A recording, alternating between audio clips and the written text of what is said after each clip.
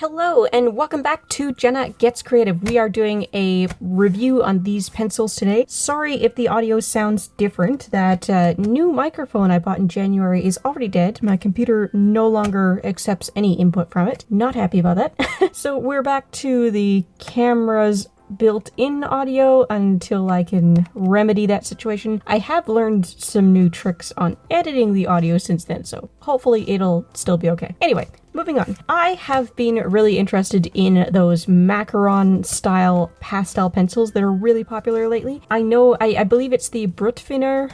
I'm not sure how to pronounce it, on AliExpress and all those kind of sites that people are raving about as a Holbein dupe, but there's also this one from Marco, and I've tried Marco before. They're a decent brand. They've got multiple lines. Most of their pencils are either Marco Raffiné or Marco Renoir. I believe Renoir is supposed to be the artist quality and Raffiné is like the student line. I suspect that these are Raffiné, the student line, but we'll test them out. This is the smallest set you can get in Marco's version of the Macaron Pastels. This is a 12 set. I just want to swatch these out, compare them to the Raffinés I own, maybe compare them to a few other things, and if I deem them good enough, we'll do something with them.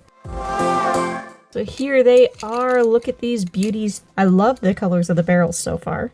They are a hexagonal barrel, which really reminds me of the Raffinés I already have. The lead all looks fairly centered, fairly good quality. I do like the fact that it's an open end, not capped, so you can actually inspect the lead. I don't see any sort of color name or number on these barrels. That's a point against them. We will assume that they are not Lightfast. We're going to assume that these are student quality. This is something that you're going to use in your sketchbook, in your coloring books, something you're going to use for crafting. Maybe if the pigmentation is there, the blendability is there, maybe there's something you would incorporate with other pencils for art that you're going to just keep and enjoy yourself or sell as prints. I really don't think these are going to be the quality that you would want if you're going to actually try to sell originals made with these pencils.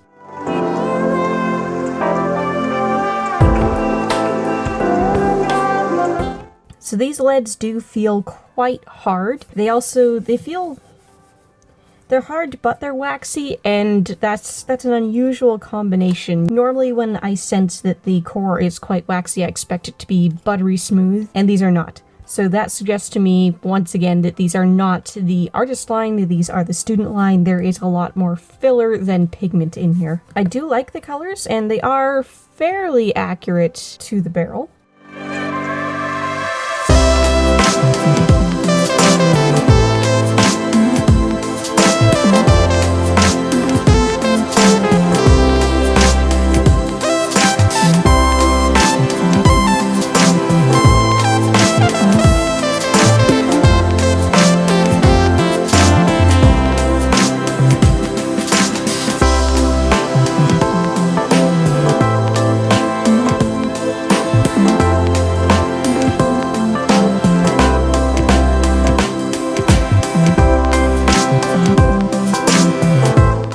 Okay, wow, these colors do pack a lot of punch. These are very pigmented. I am impressed with these colors. I will say it is hard to get those really dark colors. My wrist is already feeling that, and I've only just swatched them. There they are, a little comparison with the barrels. So the barrels aren't the most accurate, but they are fairly close. You're definitely not going to be completely surprised by the color that comes out of them. I would say the least accurate is this blue, the kind of like denim kind of color. I think this minty blue and the teal kind of color are too similar for a set of 12. I would have liked to see something different between those two. I really like this mint blue, so maybe a different green here. So this is one of the Marco Raffiné pencils. This is the metallic, which is why the wood is dyed black.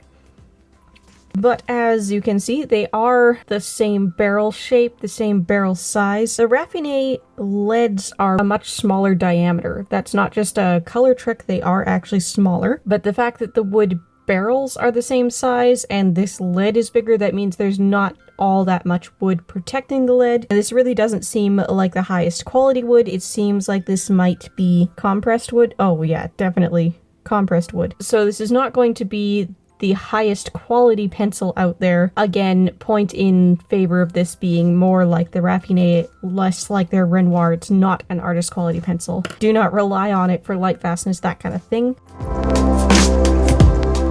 It's hard to compare a metallic to a non-metallic. Metallics are generally going to be a scratchier pencil, but I would say these are a smoother formula than the metallic, for sure. I don't know, maybe they're somewhere in between the Raffiné and the Renoir. If you know, put me out of my misery, tell me here. Let's try to do some blending.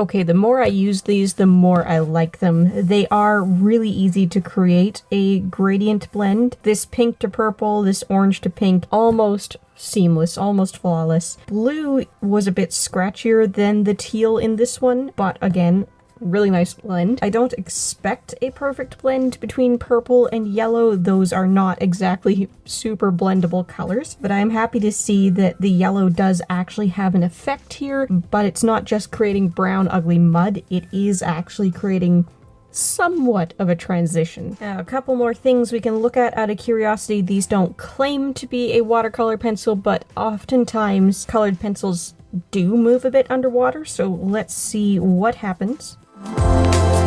No, these appear to be completely waterproof. Let's test a few just to make sure it wasn't, lucky formula. Well, these are totally waterproof. There is no movement at all with water. Another interesting thing we can test is what do they do under an alcohol blender. Some pencils do really interesting things.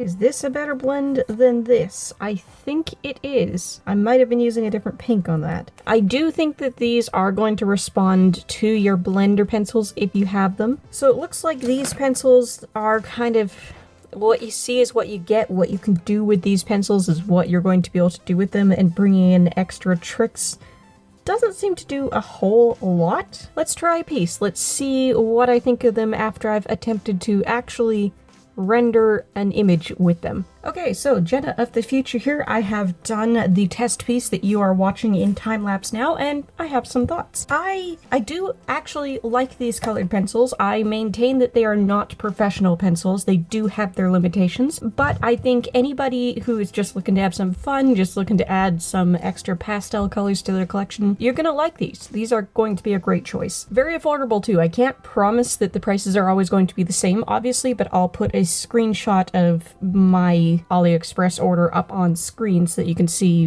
what I paid for it. So these pencils, they seem to blend quite well, quite easily. The more pressure you apply, the easier it's going to be to blend, which is interesting because that is burnishing. You are destroying the tooth of the paper. I was able to layer even though I had already burnished in some places. And if you can't tell yet at this point in the time-lapse, since this is a pastel color set and pastel always seems very spring, very Easter to me, and we've got Easter coming up, I decided to do a cute little rabbit with some painted eggs. You can pretend this is the Easter Bunny if you want to, but I did draw him realistic, other than the fact that I am going to color it mostly yellow with orange shading and purple eyes, because, you know, I only have these 12 colors. If you've been following my channel, you know that very recently I did review the Derwent Pastel paint pan set because that came in the February Scrawler box. When I worked with that one, I really couldn't get any sort of contrast. You really just have the color that the paint is. I still maintain that those are Inktense pans and not traditional watercolor. With these, you are able to get a lot of contrast because you can get a huge range in tone from just one pencil, and you can layer and blend and really build everything up.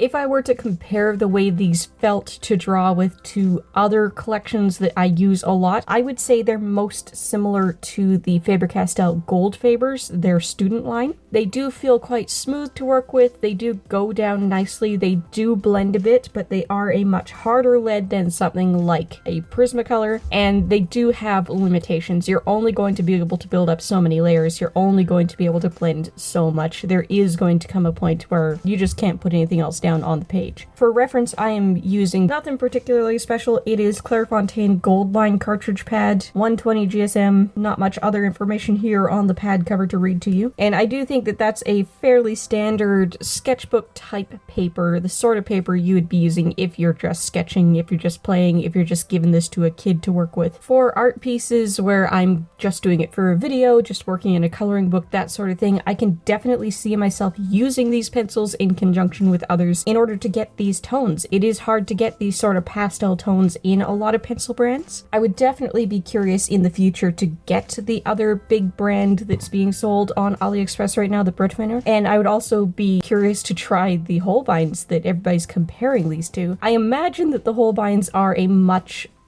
more buttery, smooth, creamy pencil formula. These are definitely going to be scratchier and harder compared to those, but I would be curious to see if there's better color payoff or if these are comparable, because I am happy with the color payoff in these pencils. I did use all 12 colors in the piece by the end, and I hope that you'll be able to see all the different colors that this set had to offer. I sharpened all of them in the process of doing my piece, and they do sharpen well. Some of the leads, the darker purple in particular, don't like to hold that really new fine point. The point does crumble off when you go to draw, but once you lose just a little bit of that point, then it's fine, then the lead's fairly reliable. I was worried. I noticed that some of them, the orange in particular, do appear to have cracking through the lead on the exposed other end, so I was worried that they would just shatter and crumble when I started to sharpen them. They do seem to behave well in the sharpener. We'll see in the future. Maybe I'll return to these in one of my overdue review revisit reviews, tell you how they've stood up. Maybe they'll travel with me. Maybe they'll, go in vehicles and over bumpy roads and whatnot, and I'll sharpen them down to the halfway point at least, and then I'll be able to tell you for sure in the future if these actually stand the test of time, continue to sharpen well, and don't just break and become utterly useless. I'm not sure what colors are in the larger sets that aren't in this one, but this is a very good range of color, and since they're only the pastel tones, I really don't see a need to get a bigger set. It might have been nice to have a black and a white, because theoretically these are the only pencils you've got if you're just getting these 12 pencils. It would be nice to have a white to add some highlights and maybe help to blend, and it would be nice to have a black if you wanted to actually do line art, if you wanted to have the darkest possible shadows, that sort of thing. Will I go back and buy a bigger set of this? Probably not. Probably not. I don't see myself needing that. Would I buy this set again in the future if I needed more of these to replace these when they do finally wear down? Yeah, absolutely. Fellow colored pencil lovers, in the comments down below, have you tried any of Marco's pencils, and have you tried the pastel ones in particular? If you have, I'm really curious to know what you think of them. I'm really curious if anybody knows if these are more of their Renoirs or more of their Raffinés. I think they're pretty similar to the Raffiné. And also, if you've tried the Macaron Pastel sets from other brands, which brand did you try and what did you think of those? I know it's hard to judge without actually holding and testing the pencil yourself, but how do you think the brand that you tried compares to these? Also, somewhat unrelated, but a little bit of a channel update. In the fall, in the autumn, I plan to start a study program again. My daughter's going to kindergarten. She'll be in school all day, so it's time for me to also be in school all day and actually work towards a proper career and not go back to working in customer service. So I'm not sure that I'm going to be able to maintain 2 videos a week. It might have to cut back to 1 video a week, but I would be interested in possibly live streaming here and there to fill the gaps. And I'm wondering, you guys who come here all the time to watch me, would you be interested in tuning in when the live stream's live or watching a replay of the live stream if what I'm doing is coloring in adult coloring books, really taking it seriously? I have the Disney Thomas Kincaid coloring books, and I've got a really cool magical cats type thing. Would you be interested in watching me, somebody who's a somewhat professional artist here on YouTube, just taking those kind of coloring books seriously for an hour or two at a time? So in summary, Macaron Pastel pencils, are they good? Are they bad? Are they worth it? I think